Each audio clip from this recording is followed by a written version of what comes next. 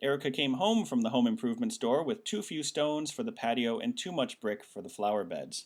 This one's very tricky because it relies on a little bit of knowledge about how some types of words work in English. One is, and the main thing here is that we have the words stone and brick, and then stones and bricks.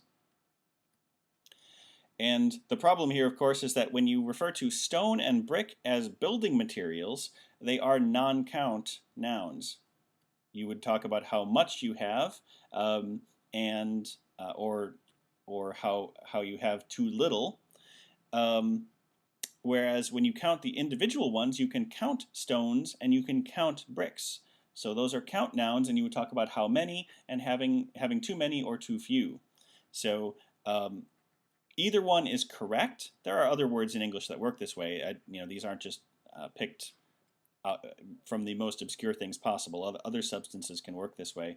So we need to make sure that if it is in the non-count form, it would be too much or too little. And if it's in the count form, it would be too many or too few.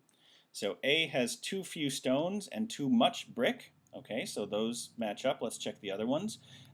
E has too few stone. Few and stone. Stone should be with too little, so we can get rid of B.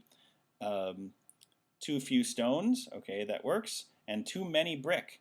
It should be too many bricks, so we'll get rid of C. Too little stones.